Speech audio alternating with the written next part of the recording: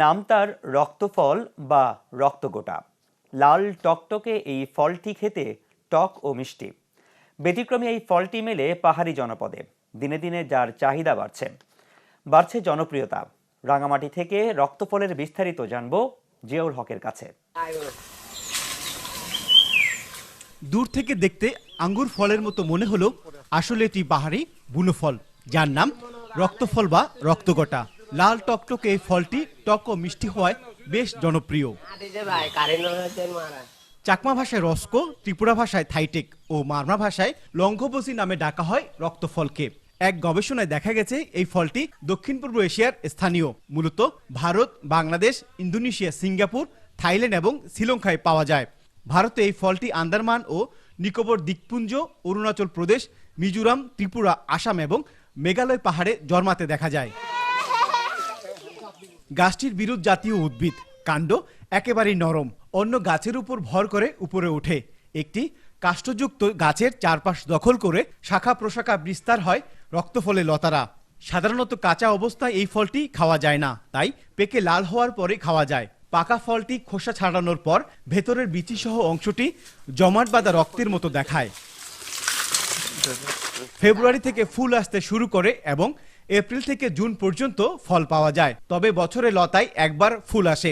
একটি প্রাপ্তবয়স্ক গাছে কমপক্ষে 20 থেকে 25 হাজার ফল ধরে।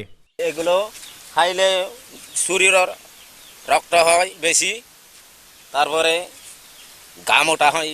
ও তা বড় হইতে হইতে প্রায় 7 হতে 8 বছর হইলে ও তা মানে গুলোগুলি বাইর হয়। যত বড় হবে গাছ ততই ওরা ধরবে বেশি এই রঙগুলো।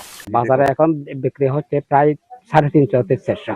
গত বছর 20-25 টাকা দরে পাইছি, কিন্তু এই বছরে আবার কিছু পোকা পড়ছে, কিন্তু এবছর লাগে নাই। বর্তমানে ফলটির চাহিদা বেড়ে যাওয়ায় কৃষকদের মধ্যে বাণিজ্যিকভাবে চাষ করার উদ্যোগ দেখা যাচ্ছে। বীজ ও কলম উভয় পদ্ধতিতে এই গাছের বংশ বিস্তার করা যায় বলে জানান এই কৃষি কর্মকর্তা। প্রচুর ফাইবার আছে এখানে, যেটা ডায়েটারি ফাইবার বলি আমরা। আপনার ভিটামিন এ আছে, ভিটামিন সি আছে, ভিটামিন B6 আছে এবং অনেকগুলি মিনারেলস এতে আছে। যেটা আমি রিসার্চের সঙ্গে কথা বলে দেখেছি, এটা রিসার্চ এখনো এটা নিয়ে কাজ করছে না। তবে আমাদের যে পাহাড়ি কৃষি গবেষণা ইনস্টিটিউট আছে রাইখালিতে, ওনারা বলছেন যে এটা নিয়ে তারা কাজ করবেন, কারণ ওনাদের একটা আগ্রহ আছে যে ইতিপূর্বে কাজ হয়নি, এটা নিয়ে কাজ করা দেখেন এবং এটা কোনো ভ্যারাইটি ডেভেলপ করা যায় না, সে বিষয়ে তারা কাজ করবে বলে আমাকে আশ্বস্ত করেছেন। কৃষি সম্প্রসারণ অধিদপ্তরের তথ্য মতে এই ফলটি নিয়ে দেশে এখনো কোনো গবেষণা হয়নি।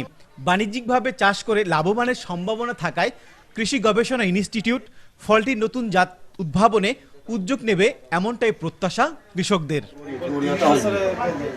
জিয়াউল হক, চ্যানেল 24, রাঙ্গামাটি।